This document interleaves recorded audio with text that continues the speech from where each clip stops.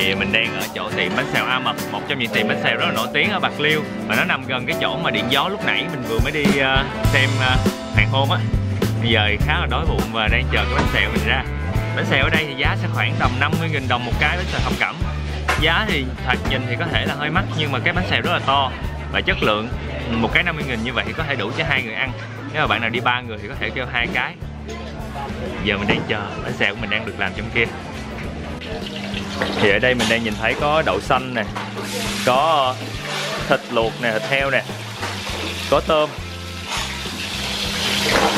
thịt luộc, giá, củ sắn. Dạ, có củ sắn nữa. Thi thoảng mình có củ hú dừa hay cái gì khác không anh? Hay là chỉ cố định đây thôi? Cái nhân bằng củ hú dừa cũng được, nhưng mà tại ở đây mình bán cái vườn lớn lắm, những dạ. Cái củ hú dừa không đủ nên mình có một cái nhiều người đó theo truyền thống là mình làm giá củ sắn. Dạ. Để xèo ở đây có một cái điều khác so với nơi khác là mình thấy là họ sẽ chiên nhân trước, chiên phần nhân. Cái kia nó làm nhân rồi nó bỏ dạ. giữa cái bánh, còn này là mình để tôm nóng luộc dạ. nó chín mình để vô mình xào trước. Mình xào trước cho nó mới dốt mình mới bỏ dầu vào. Như vậy thì cái phần nhân nó sẽ dính vào trong cái bánh được luôn. Đúng rồi, cái nhân tôm thịt cái dính vào trong cái dạ. Cái này thì giống cách của mẹ em dưới quê, hồi xưa mẹ em cũng hay làm vậy. Quê cũng làm. Em ở Bến Tre. Ở đây mình có nước cốt dừa trong bột không anh? Nước cốt dừa trong bột với đậu xanh rồi thì mình có bổ sung thêm trong bột. Dạ. Và bánh xèo ở đây mình thấy là họ sẽ chiên tương đối là ngập dầu để cho nó giòn. Rồi, tại vì mình chiên tôm từ sống á, nó phải dạ. Còn xong rồi họ sẽ bỏ qua đây để cho nó ráo dầu bớt. Nó ráo dầu với cái nước từ giá củ sắn. Dạ. Không phải dầu không mà có giá nước giá được ra luôn. Dạ. Cái này thì mình chiên theo cái kiểu có dầu nhiều nó hơi giòn, nó giòn hơn cái chỗ kia. Dạ. Mỗi tiệm sẽ có cái bí quyết riêng của họ. Dạ. Thịt ở đây cũng luộc vừa chín tới ha, chứ không chín quá. Mình luộc thịt nó hơi có mỡ chút mà luộc vừa chín tới. Vừa chín tới, tôm là tôm sống. Tôm sống. Đậu xanh là chín tới. Và củ sắn nữa. Chiên xong nó vàng đều cái bánh. Dạ. Cái phần rau và cái phần nước chấm của mình đã được mang ra trước rồi đây. Nước chấm thì thoạt nhìn vào thì nó cũng gần giống như những loại nước chấm bánh xèo khác thôi. Kiểu nước mắm chua ngọt hơi loãng một xíu. Và có cái cà rốt và củ cải trắng bào ở trong. Hey, phần rau ở đây mình thấy đầu tiên ấn tượng ập vào mắt mình là họ sắp xếp rất là gọn gàng nha. Đây, rất là gọn gàng và vừa khít ở trong cái khay này. Ở đây thì có rau xoay nhái nè, có các loại rau thơm, rau húng quế, rau tía tô. Đấy, rồi có cả xà lách. Ôi, mình cực kỳ thích ăn cái loại xà lách lá như vậy. Nó sẽ hơi có cái vị nhẫn nhẫn và thơm thơm đặc trưng của nó. Một điều đặc biệt nữa là ở đây họ ăn chung cái lại rau cải xanh đuôi phụng. Nhìn cái lá nó sẽ hơi nhỏ và nó sẽ tủa ra nè. Đây là cái bánh xèo của mình đã được mang ra. Thì cái điều ấn tượng đầu tiên mình nhìn vào là bánh nó sẽ rất là xốp và giòn. Đấy, các bạn thấy không? Rất là xốp và giòn và nó hơi cứng. Khi mà để mình lật ở bên trong các bạn xem phần nhân. Ở trong nhân ở đây bên ngoài nè, các bạn thấy là rất là nhiều đậu xanh và tôm và thịt. Ở đây có một điều đặc biệt là họ sẽ đổ tôm, thịt và nhân chiên trên chảo trước, sau đó mới chế bột vào. Nó khác với những cái loại bánh xèo khác là người ta sẽ chế bột và người ta xào nhân riêng ở ngoài, ta đổ vào sau. Đấy là cái điều khác biệt. Và ở chính giữa thì sẽ có rất là nhiều giá. Ôi, khá nóng nha, hành tây nè và củ sắn. Đấy, một cái bánh xèo đây là 50.000. Nóng quá, để mình sẽ ăn thử một miếng đầu tiên xem như sao. Đấy, nó rất là giòn và khá cứng. Đây gọi là rau cải Phụng Hoàng. Nó khá là lạ so với lại những cái loại rau thông thường mình hay ăn bánh xèo. Vị nó sẽ giống như cải ngọt mà nó sẽ hơi có cái mùi thơm thơm lạ lạ. Mình sẽ bỏ thêm một ít rau thơm nè, có cả xôi nhái, rau quế và rau diếp cá cộng với rau thơm. Đẩy nhiều rau vào, ăn cho đỡ ngán.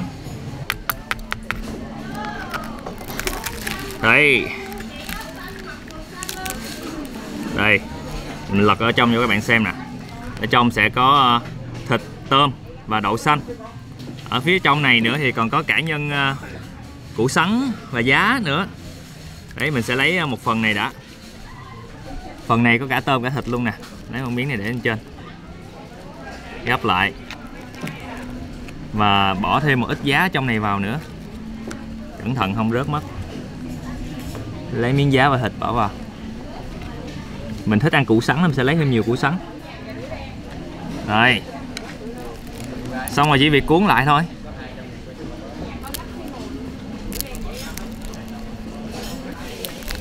Đấy, khi mà cuốn lại thôi là mình đã nghe tiếng rơm rớp của bánh xèo. Sẽ chấm vào trong cái nước mắm chua ngọt này. Nước mắm chua ngọt thì nhìn nó cũng giống như nước mắm chua ngọt những cái nơi khác mà bánh xèo thôi.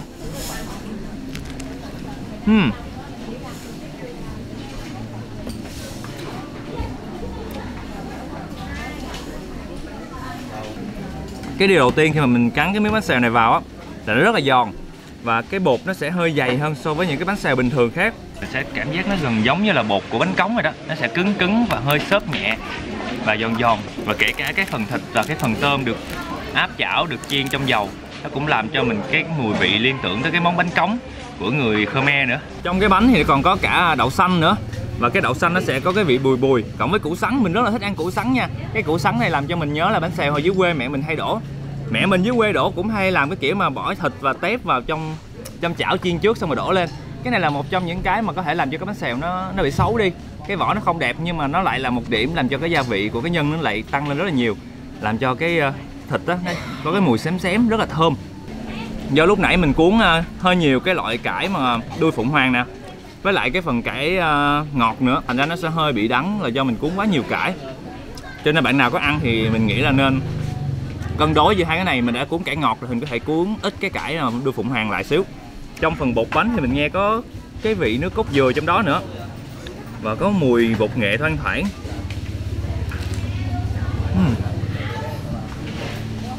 Vì bánh xèo ở đây họ sẽ chiên hơi ngập dầu cho nên nó sẽ ám dầu.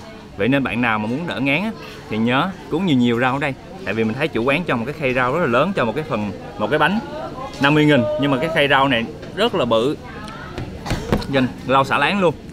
Giờ thì chắc là mình sẽ ăn tiếp cái phần ăn của mình đây, không mà chạy về thành phố Bạc Liêu. Từ đây về đó chắc cũng khoảng tầm trên dưới chục cây gì đó. Vậy nha.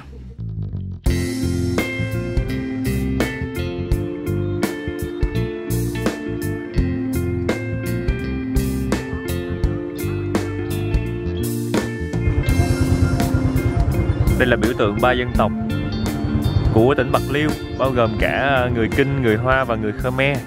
3 dân tộc chính sinh sống ở tỉnh Bạc Liêu. Nơi mình đang đứng ở đây gọi là Địa Mẫu Cung hay còn gọi là Chùa Bà ở Bạc Liêu.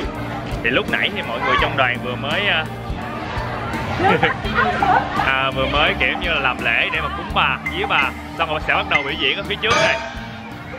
Đấy.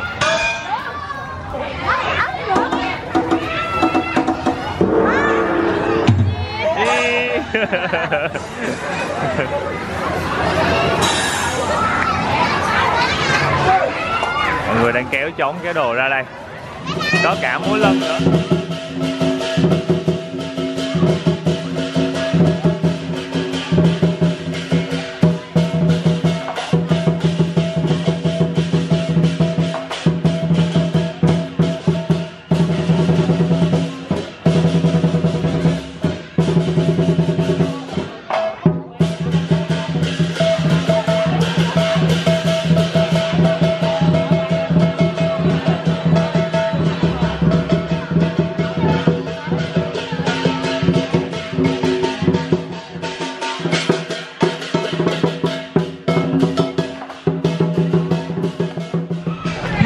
Chỗ mình đang ngồi ở đây gọi là Địa Mẫu Cung. Địa Mẫu Cung là mọi người sẽ thờ Địa Mẫu, là người cai quản đất đai cho người dân được ấm no hạnh phúc á. Và cứ vào ngày 17 tháng 10 âm lịch hàng năm là mọi người sẽ tổ chức một cái lễ vía bà 3 ngày liên tiếp luôn, ngày 17, 18, 19. Đấy, và ở ngoài kia có những người đang hát tuồng cổ, họ đang làm lễ. Cái nghệ sĩ đang làm xong lễ và cứ vào vía và cúng bà ở trong này. Rất là may mắn khi cái dịp này mình đến Bạc Liêu ngay đúng ngay cái ngày vía bà.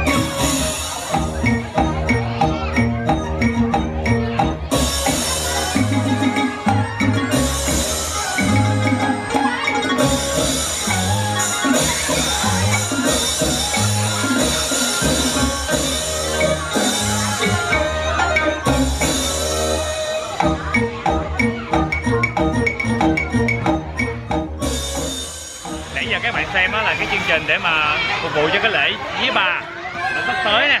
Là người ta sẽ bắt đầu hát cải lương và hát tuồng cổ. Và cái chỗ mình ngồi có rất là nhiều người ngồi xem. Đa phần là người lớn tuổi và trẻ em.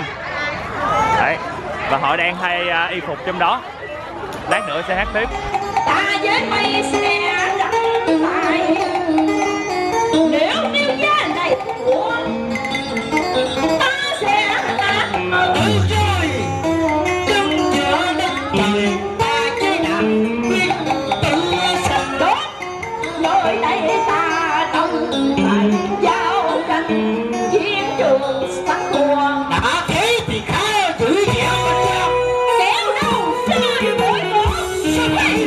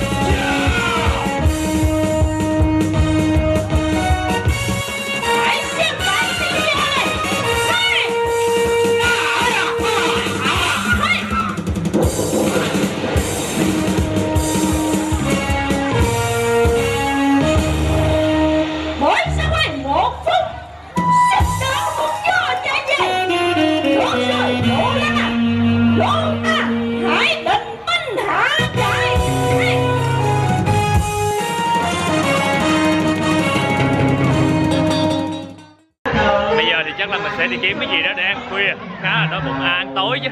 Thì ra ở đây là tầm 9 giờ mấy 10 giờ thì cũng gọi là khuya, mọi người ngủ rất là sớm. Hey.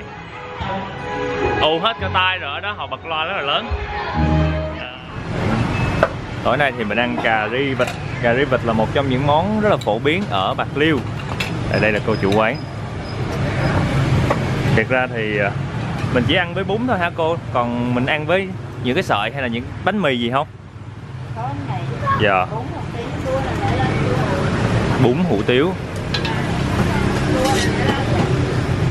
Đấy, một nồi cà ri rất là nóng. Dạ. Xong rồi cô sẽ bỏ cái lá quế vào trong nữa. Ở phía trên thì có lá quế nha. Và mình kêu ở đây là phần mề, ruột và thịt. Đấy, nhìn mấy miếng thịt rất là hấp dẫn. Mình thì thích ăn đùi hơn nhưng mà hôm nay hết đùi rồi. Còn đây là sợi hủ tiếu của người miền Tây. Và cái nước dùng cà ri này mình thấy nó sẽ hơi sệt nè. Đấy, các bạn thấy nó hơi sệt. Nếm thử cái nước dùng đã. Cái vị thì kiểu y chang cà ri gà, cà ri vịt mình hay ăn ở nhà thôi, không có gì khác lắm. Cái cà ri ở đây thì cô không có nêm bằng nước cốt dừa giống như những nơi khác, mà cô chỉ dùng nước dừa tươi thôi. Xong rồi cái vịt á, bản thân cái vịt nó sẽ ra mỡ, và cái mỡ vịt đó nó sẽ làm cho cái cà ri nó sẽ có cái vị béo tự nhiên từ mỡ vịt luôn. Đấy. Ở đây thì cô nấu không cay lắm đâu, chỉ vừa phải thôi. The thôi, còn có một số nơi họ nấu rất là cay.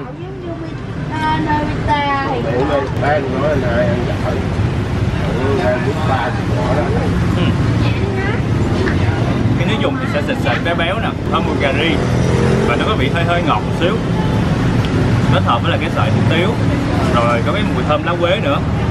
Xong rồi cắn một miếng thịt vịt béo chấm vào trong cái muối ớt. Ở đây thì người dân Bạc Liêu hay dùng cái muối cục của Bạc Liêu á, xong họ giã ra với lại ớt tươi. Đấy.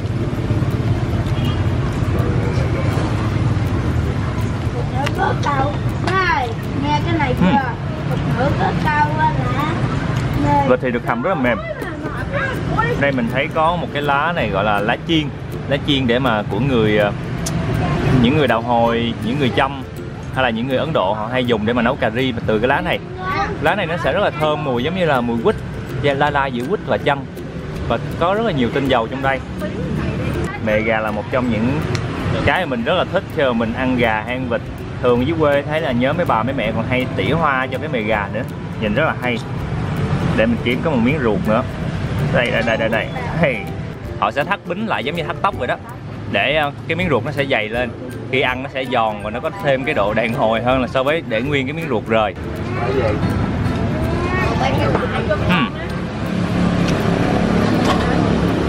Không hề bị hôi, nó rất là giòn, giòn, dai, béo. Đây là cái phần mà hầu như là ở nhà mà mỗi lần mần gà hay mần vịt ra thì mẹ mình rất là thích ăn cái này. Thì ra đây là một trong những cái món rất là đặc trưng và lạ ở Bạc Liêu. Bạn nào có ghé Bạc Liêu thì nhớ thử qua nha. Bây giờ chắc là mình sẽ tập trung ăn tiếp cái món gà ri vịt của mình đây. Tiệm của cô thì sẽ bán từ lúc 5 giờ chiều cho tới khoảng 10 giờ tối là hết. Nên các bạn có thể để ý giờ giấc đó để mà đi đến đây ăn cho nó tiện. Ở đây thì chỉ là một cái vỉa hè một cái quán nằm cạnh vỉa hè thôi. Đây, giờ mình sẽ ăn tiếp đây.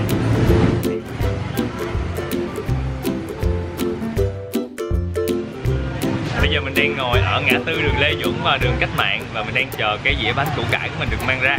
Cô bán ở phía kia kìa, thấy cô mạo xanh đó. Thì gọi là bánh củ cải nhưng thật sự bánh củ cải ở Bạc Liêu khác rất là nhiều so với bánh củ cải của người Hoa. Bánh củ cải của người Hoa mình thường thấy là cái bánh hấp á, giống như là bột chiên vậy đó, giống như cái bột mà làm bột chiên á, là cái bánh hấp. Xong họ sẽ bỏ vào khuôn, họ hấp lên, trong đó có củ cải, có lạp xưởng, có thịt này nọ, rồi họ sẽ cắt ra thành từng viên chữ nhật. Đó, rồi họ hình như là có chiên áp chảo lên nữa. Đó là cái bánh của người Hoa. Còn cái bánh củ cải của người Bạc Liêu thì khác hoàn toàn. Sẽ là nhân tôm, thịt và cuốn lại bằng bột gạo bên ngoài.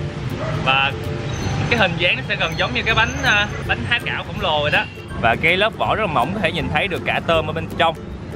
Và ở phía trên có một xíu mỡ hành. Ở trong nhân thì chắc chắn sẽ có củ cải rồi, các bạn thấy khi cô cắt ra nè. Có thịt, có tép. Dạ, mình bán cái này lâu chưa cô? Lâu dữ rồi. Mấy chục năm món này rồi. Ở dưới thì mình thấy có giá và dưa leo và các loại rau thơm, xà lách luôn. Rồi xong cô sẽ chan cái nước mắm lên trên. Nước mắm cô để ớt cho có. Dạ sọn với chè hay Ở đây cô còn có bán cả bánh đúc mặn. Bánh đúc mặn thì sẽ có cái bánh đúc ở dưới nè, xong rồi có ở trên là các bạn thấy có đậu xanh, tôm, tép rang, tép đúng không cô? Tép với đậu. Tép, đậu xanh và mỡ hành. Bánh đúc mặn đó. Dạ. Cô còn có bán cả bún bì nữa, bún bì là bún với lại bún bì bì heo á. Dạ. Còn có chè khoai cao và chè môn nè. Cái xe bán bánh của cô thì nằm ngay ngã tư đường Cách Mạng và đường Lê Duẩn, chỉ là cái xe nhỏ thôi. Bánh củ cải của mình đã được mang ra. Bánh củ cải này thì làm theo kiểu phong cách của người Việt Nam và khá là phổ biến ở thành phố Bạc Liêu. Nhưng mà mình nghĩ chắc nó cũng sẽ có một xíu nào đó ảnh hưởng của người Tiều. Thì ở trong chính giữa nhân này thì sẽ gồm có tôm, củ cải, cà rốt. Đấy, và họ cuốn lại bằng một cái lớp vỏ bánh bột gạo. Hoặc nhìn thì giờ gần giống như là bánh cuốn của Việt Nam mình ha, chỉ khác nhau là ở phần nhân thôi. Ở trên thì có mỡ hành nè, rồi có dưa leo, giá và các loại rau thơm. Xong rồi cô sẽ chan cái nước mắm chua ngọt ở phía dưới.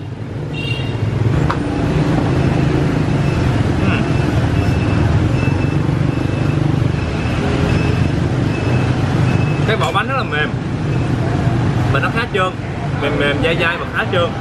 Ở giữa nhân bánh á rất là thơm mùi tôm. Và cái củ sắn nó sẽ sần sật, gọi tên là bánh củ cải nhưng thật sự nhân ở trong lại là củ sắn. Tại vì hồi xưa nó là củ cải nha, hồi xưa nó làm bằng củ cải nhưng bây giờ thì kiểu như là thị hiếu nè, rồi khẩu vị của người dân ta thay đổi, người ta cảm thấy củ sắn ngon hơn, cho nên họ đã thay đổi trong đây là nhân củ sắn. Đó. Mấy đứa nhỏ nó nhìn nó cười. Bạn nào có đến thành phố Bạc Liêu á thì nhớ ghé thử món bánh củ cải ở đây nha. Cũng là một món bánh rất là lạ và rất đáng đi thử. Bây giờ thì mình sẽ ăn tiếp cái món bánh của mình đây, xong rồi sẽ đi tiếp cái hành trình của mình.